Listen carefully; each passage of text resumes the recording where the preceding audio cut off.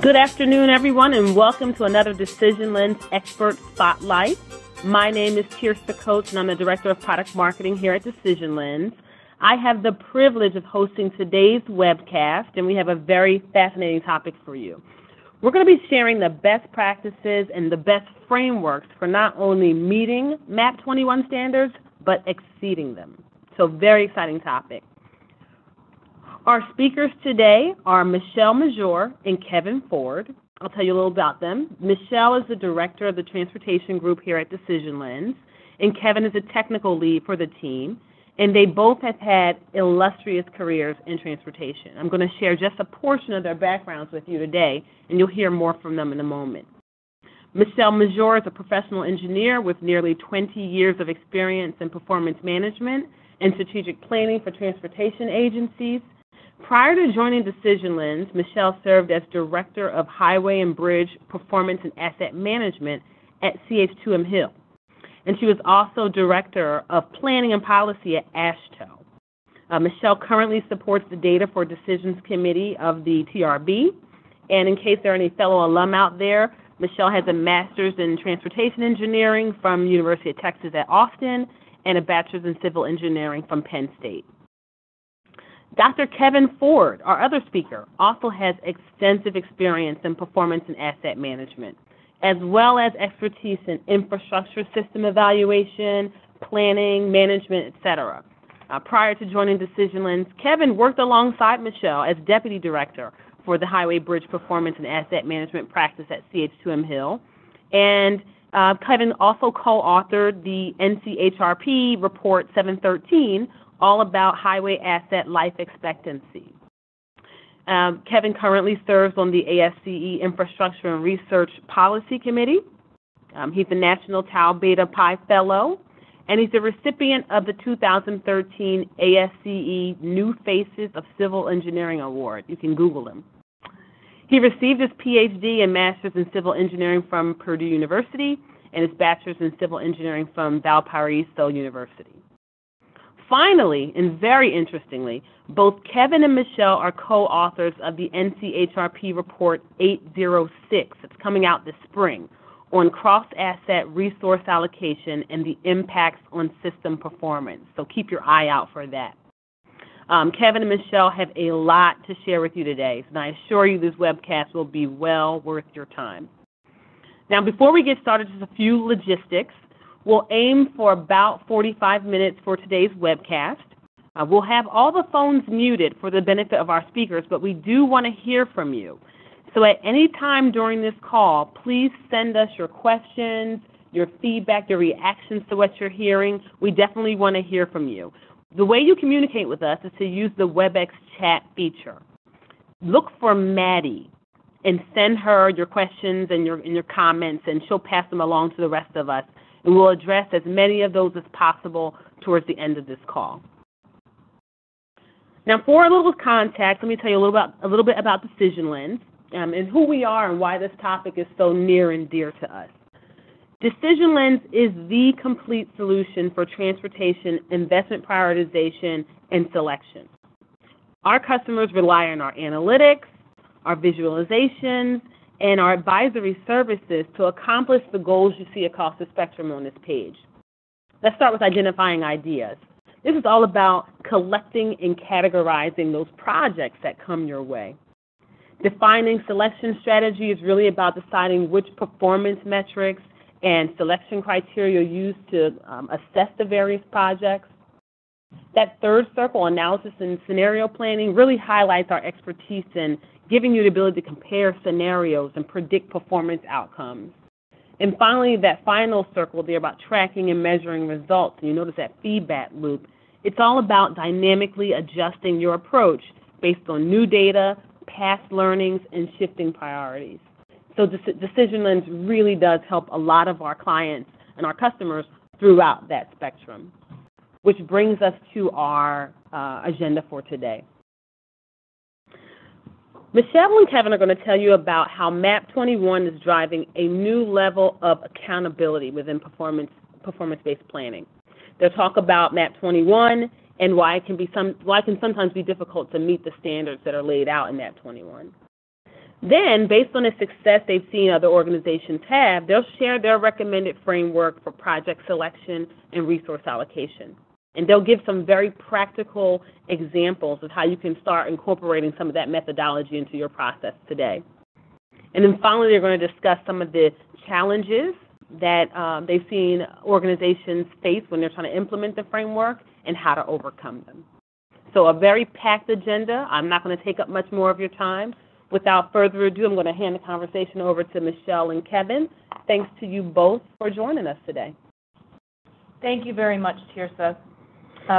Really, first on our agenda is to remind ourselves kind of what MAP-21 establishes, and really the spirit of MAP-21, which is outcome-driven approach to performance-based planning and project selection.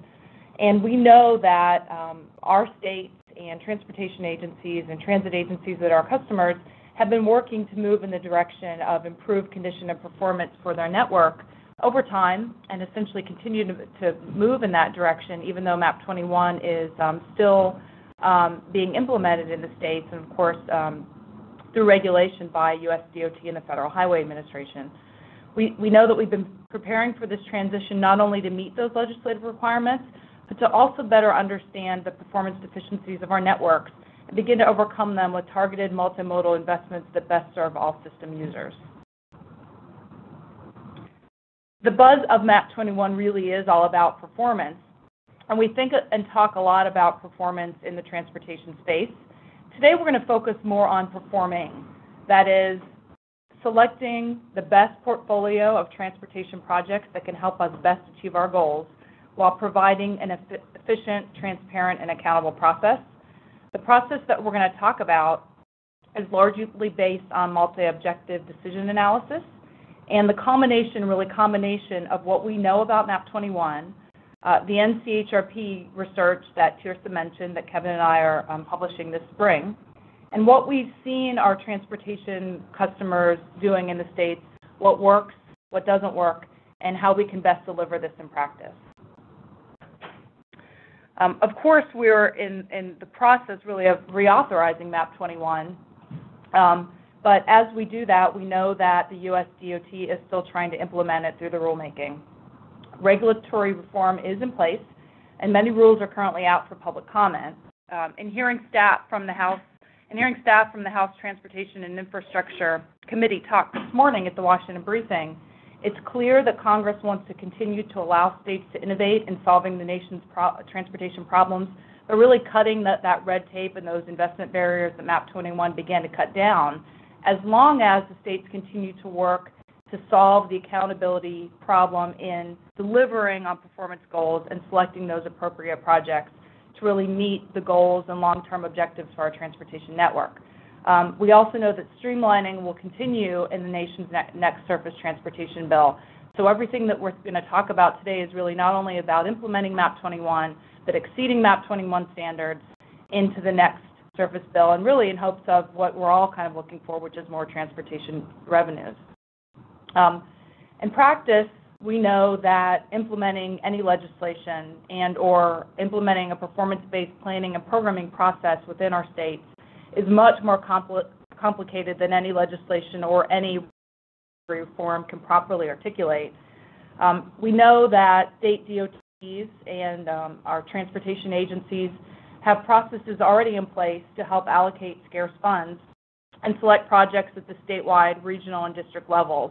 One of the things we do here at DecisionLens is use our process and our product and our services to really help our transportation agencies work across those barriers and processes that are already in place. Kevin and I thought a lot about this when we developed our National Cooperative Highway Research Project 806, Cross-Asset Resource Allocation, and we know that linking of planning and programming continues to be a challenge for all agencies. And so what we want to show you today is a process that you can begin to implement to start to better link planning and programming. And we realize that each agency has unique needs. We're going to talk more about how we can implement and practice, but of course we understand that when we work together, those nuances really come to fruition. We have to bring our expertise to bear to help you overcome those barriers. So why is it so hard to program for performance or to really implement a performance-based planning and programming approach? We know that funds are short and institutional barriers are tall.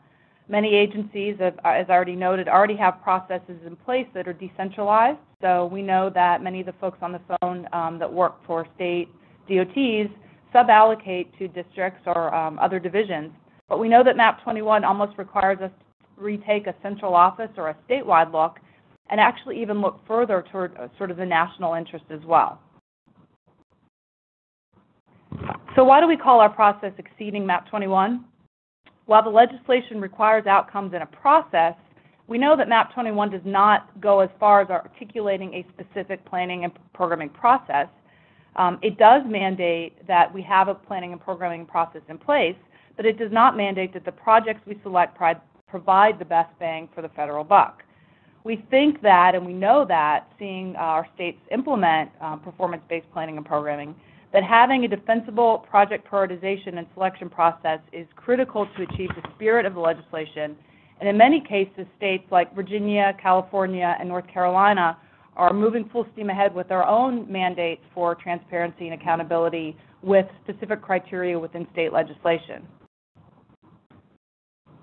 And so exceeding MAP-21 to us here at Decision Lens, and what we want to talk more about today, means having a transparent, accountable, and efficient resource allocation framework that directly links transportation planning to capital programming.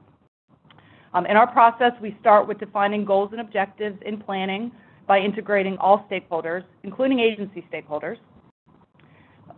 And we encourage those stakeholders to select the best performance goals for short and long-term performance using quantitative and qualitative data, and thinking really outside the box about what kind of measures we want to measure ourselves on, even using data that may or may not exist. We need to be thinking about what types of new data we might need to better align our outcomes with the projects that we select. We encourage our agencies to really think differently about what performance measures they use. Kevin's going to talk more about that when we think more about the technical framework. In our framework, we focus on taking a hard look at our projects that are in the pipeline and evaluating their benefits, both quantitative and qualitative. We provide a methodology for comparing those projects on a level playing field using multi-objective decision analysis, and today we're going to show you how to use that, including AHP and utility theory. And finally, we recommend evaluating more than one program and selecting the best capital program to achieve our goals. This includes conducting trade-off analysis and considering, can we even meet the target? So can we get where we want to go with the capital program that we have? And if not, how do we begin to barter one performance measure for another, knowing that we simply cannot do it all? And so Kevin is going to get a bit more technical and talk to you about how this methodology works mathematically. At the end, we'll open it up to questions about our additional experiences and what we've seen in practice, and we can really help inform kind of what agencies have done specifically to overcome some of the barriers to implementing this approach to and applying it to a real program of projects.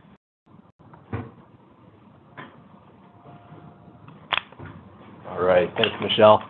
So I want to give you a little details behind how do we actually apply this framework in practice. And so really the moral of the story here is, we need to start moving beyond our asset silos. For too long, we've been really focused on, within our bridges, we have a certain amount of money, what do we do with it? But we're starting to realize with such limited resources, we're not always getting the best bang for our buck. And so what we found in our research is if you move beyond just historically allocating your resources, sometimes it's even legislated, we can use our performance outcomes to really drive what projects we should select. And so the goal of the framework I'll be talking about today is really, if we have just one more dollar, where would it go? What's the next best project that's going to meet your performance preferences, while also taking into account all your realistic constraints, whether it be political, financial, or performance targets you have to meet. This framework is also, sometimes it's a little bit idealistic, so we can always tailor it. We want to help you make a case for what's going to help you best achieve your goals long term and give you different scenarios to play around with. So starting with our goals, really, we're pretty good at this at the DOT level. We have strategic plans, long-range plans. We spend all this money in planning, so we know generally what our goals are. Obviously, safety is always number one, but beyond that, you have to focus on preservation, mobility considerations, environmental impacts. So once you have all these kind of goals articulated, the next step is to really start to dive in. And so, this can be overwhelming for DOTs. We're managing a lot of different assets, same with our transit agencies and railway facilities as well. And so what we recommend is looking at individual decision goals. So in terms of MAP-21, that's typically your Transportation Asset Management Plan, or your TAM. But we also have applied our framework for freight projects, or even looking at mid and long-term, kind of mid-range plan, whether it be a 5-year capital plan, a STIP, or a 10-year unified transportation plan. As Michelle said, the next step is to read how do you start to track your progress towards achieving those goals and objectives. So MAP-21, they've already basically identified this for us on the National Highway System. So we know the measures that are going to be important for how we allocate our federal dollars. We have to recognize that there's more to it than that. We have additional state and local considerations as well. I know you have to balance in, regional support, what's the risk you have associated with it, how much is your facility being used, what's its criticality. And so we really want to have a framework that can kind of bring it all together. And so what you're seeing on the screen here, this is just a snapshot of the AASHTO scope of measures, but it's really just kind of a starting place because we want tailors to help you be the most successful for what's important to you. The third step of our process is looking at our projects. And so, as basic as it may seem, we don't always really know, well, what is a project and what is it going to buy us? We're pretty good at our management systems. We have pretty sophisticated ones in bridges and pavements. We can predict the deterioration. We know generally, within X number of years when we have to do an activity. We have life cycle cost analysis techniques. So we're pretty sophisticated there. So then the question is, once we have these activities identified, how do we best bring them together? Because you always want to bundle these different activities into projects that you can let. You want to take advantage of if there's a pavement segment nearby a bridge that needs repair, well, why don't we do it all in one place? So we really want to focus on a holistic management beyond the silos so we can best utilize our limited dollars. And then the bulk of our presentation is really on what we call MODA, so the multi-objective decision analysis. And so we really have kind of two approaches for doing this. The first one I'll be talking about is what we call kind of a top-down analysis. So if you're more kind of strategic-oriented, the idea here is that within each of your silos, we can start to identify what performance are we buying relative to what investment level. And so what a lot of consultants will do is they'll start to have you kind of do a slider type of framework for if we move our money between our bridge, our safety, pavement, and mobility, what would that performance outcome be? And so we kind of sometimes arbitrarily kind of assign this till we get a solution that we like. But what we're really focusing on at DecisionLens is using your priorities to really guide, well, where should we fall? We have to take into account our performance targets and start to communicate that best across all the different silos. It's even also useful as a first step in the process, though, because to run our management systems, we need to have a general sense of, well, what will the budget actually be? Because that's going to determine what our projects will be to better optimize. And the second step, this is really kind of looking at it from the bottom up. So going from the project level all the way back up to the system. And so for the touch code nerds in the audience, this is a Pareto Frontier, what we're showing. So essentially it's how do you maximize your performance given all your different objectives while also constrained to the different targets that you have to meet. So with MAP-21, we know, yes, 10% structurally deficient deck area or less of the National Highway System. There'll be more rulemaking coming out. We want to get this framework in place for when it does come out, we'll be able to hit the ground running. And so to really implement this, we kind of walk through a 5-step process. So the first is looking at all your different projects. What are they buying us across the performance areas? So recognizing that a pavement project will have an impact on safety. If you widen a bridge, obviously it'll have an impact on mobility. So we really want to capture the full set of benefits associated with our projects. Once you have your alternative set identified, we then want to start looking at, well, what are our priorities? What is the relative importance of each of these different criteria to our decision process? We want to start to be able to compare them on a level playing field. So we often have dissimilar performance metrics. So how do you compare 1 inch per mile of IRI versus 1 job created? So we have apples and oranges here. So we need to have a way to start using our preferences to identify how do we start to score these projects against our criteria. And then finally, if you do that scoring, we want to optimize our project selection. So given our prioritized list, what's the best subset of projects to help us best achieve our performance outcomes? And what would be the trade-offs if we allocate our money differently, if we looked at it from different weighting perspectives, if we vary our performance targets, So we really do a lot of what-if analysis around this process to best inform our final decision. So walking through MODA, I talked about the weighting process. So as Michelle mentioned, we always like to recommend the AHP, or the analytic hierarchy process. There are various techniques out there as well that you can always supplement with. But the reason we recommend AHP is, as Michelle always laughs at me, I have a terrible memory. The human mind can only remember really about 7 digits at a time. So when you consider the hundreds of performance criteria across all these projects, how do you start to make sense of that? Well, by using AHP, it breaks it down on a pairwise basis to really start to help you articulate what your preferences are. And so we use qualitative information, do some math behind the scenes, and it really starts to get us to, well, what did we think your intended weight should be? So kind of provide a baseline you can always update as you move forward with. And the next step is where we do some scaling. So this would be essentially our utility theory, meaning that how do you convert your different performance values on a 0 to 1 scale, where 1 means it'd be of the highest priority when we score our project. And so we support both quantitative and qualitative metrics.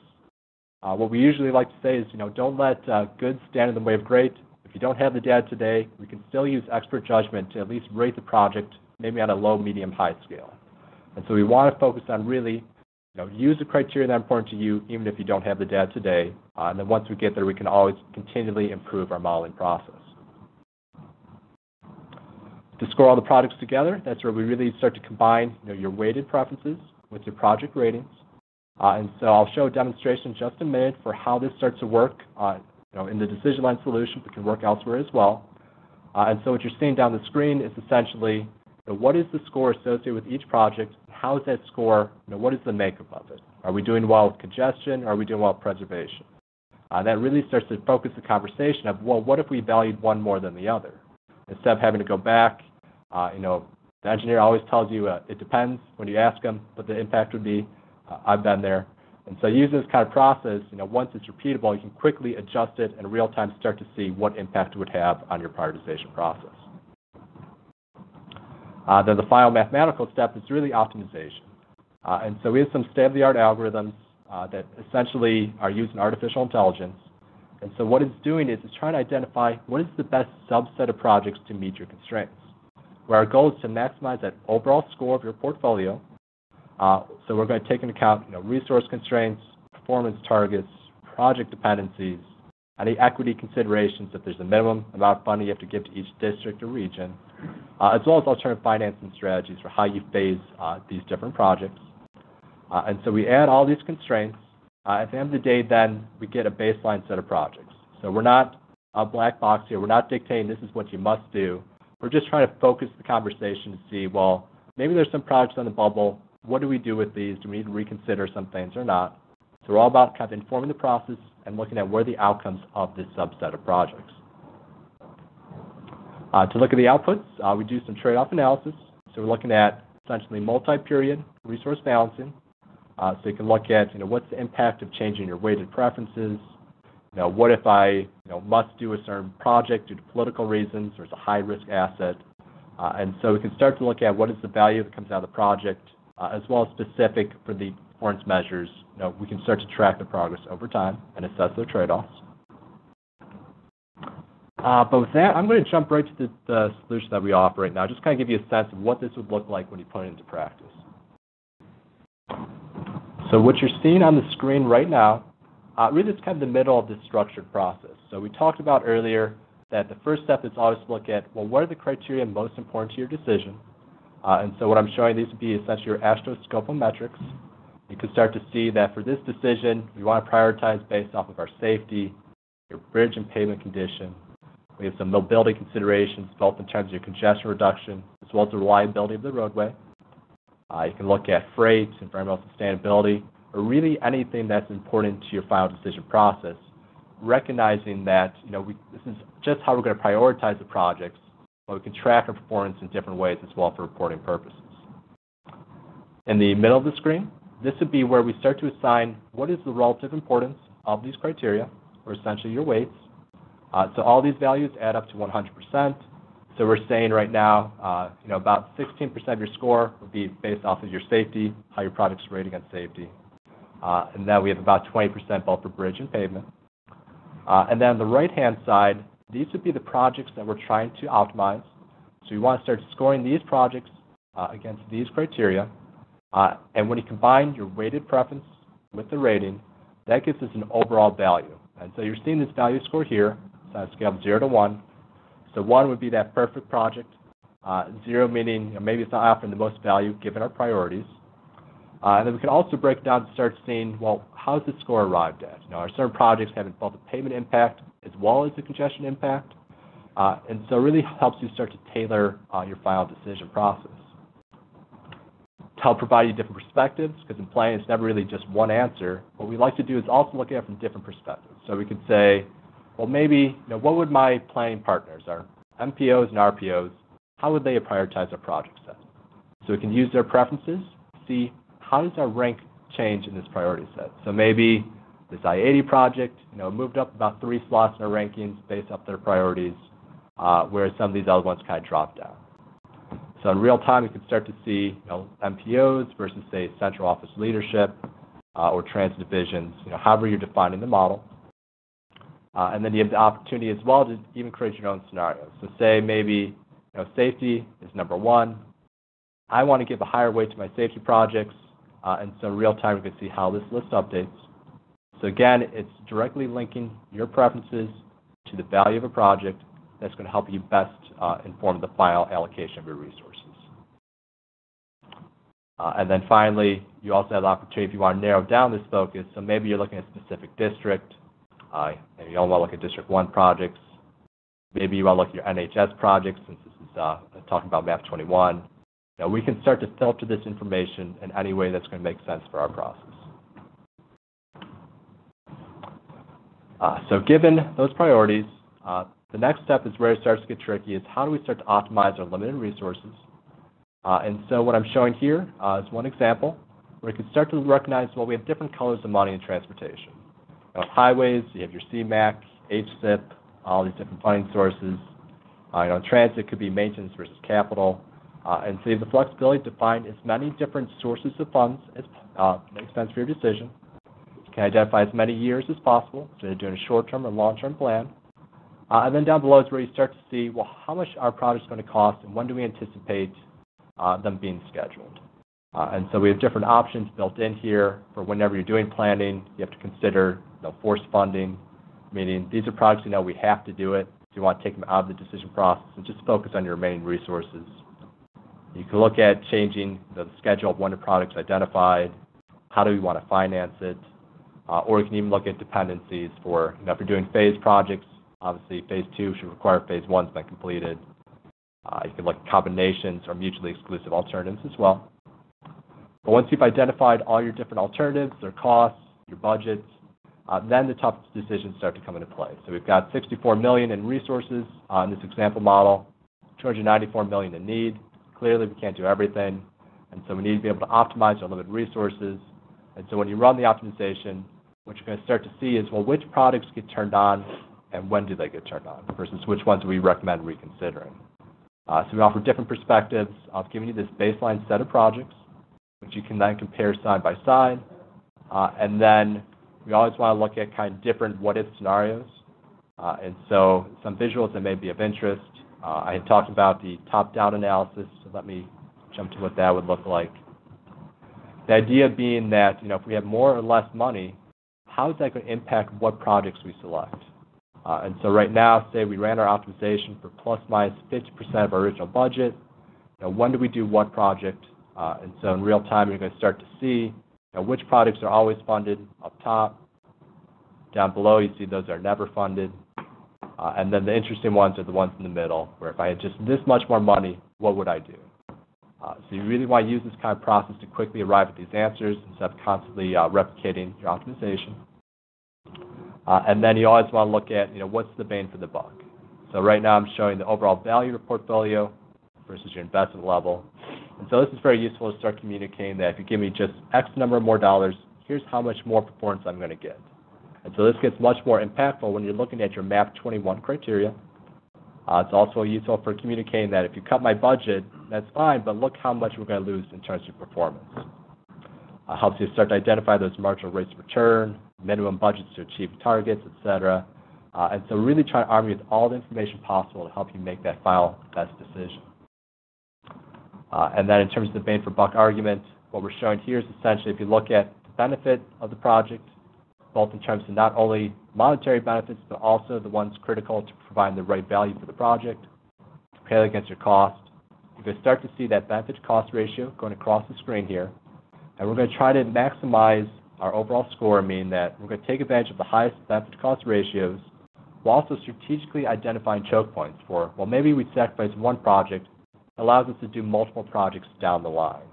And so this process is very useful to help you start to identify these trade-offs without having to get too political, manually adjusting it.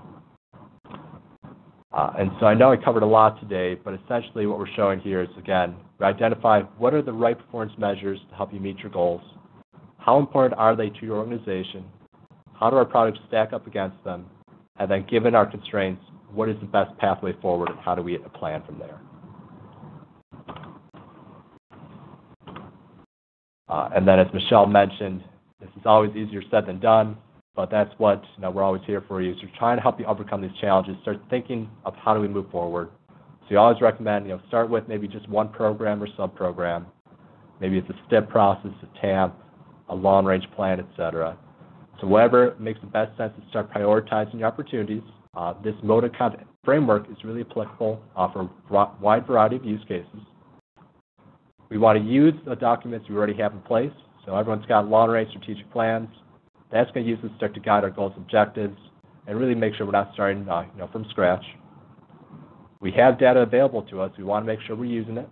So we're going to use all the asset management data, whether it be from management systems or that which is federally reported. So we have quite a bit in terms of bridge and pavement. There's also a lot of traffic usage out there. So we really want to bring it to kind of a centralized location to start thinking more strategically about how we optimize our resources.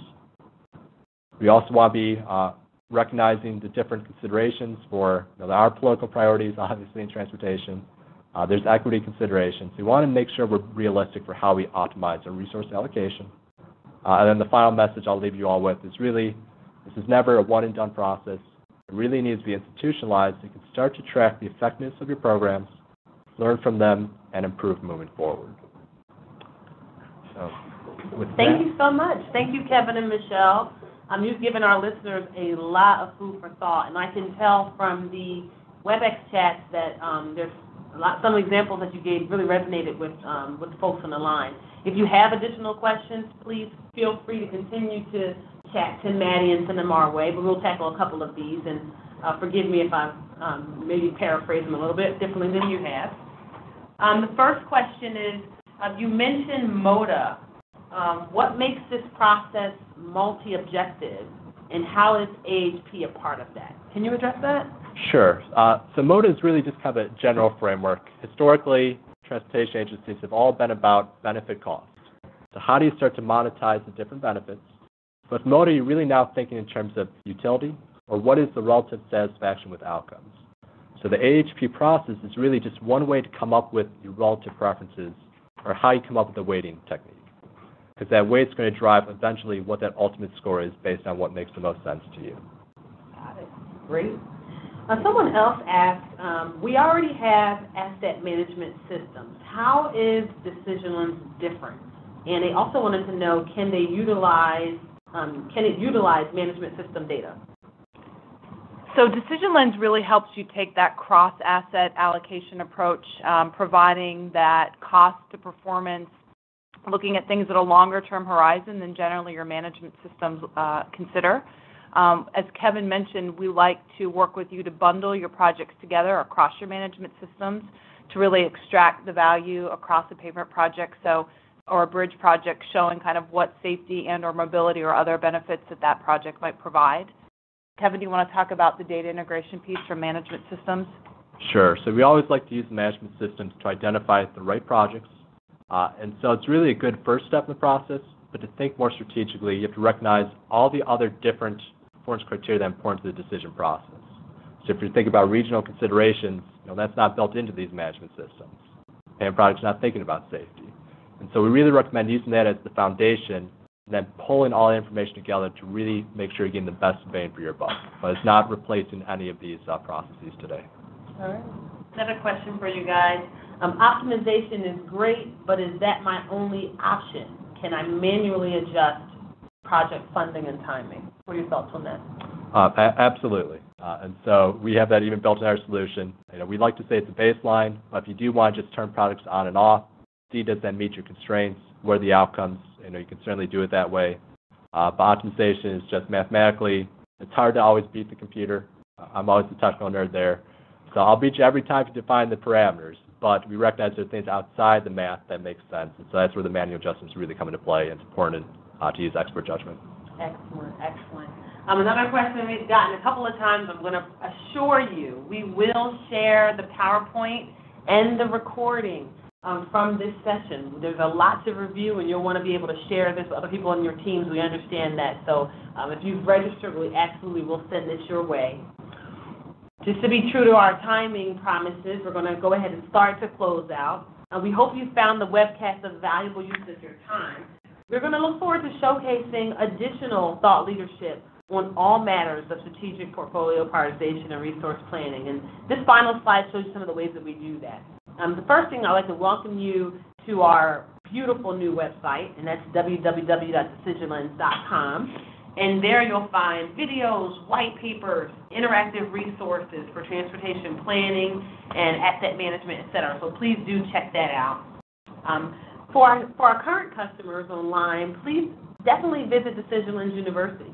There are many online or educational courses through that portal where you can really get sharper on how to analyze and optimize your project portfolio. So please take a look at that.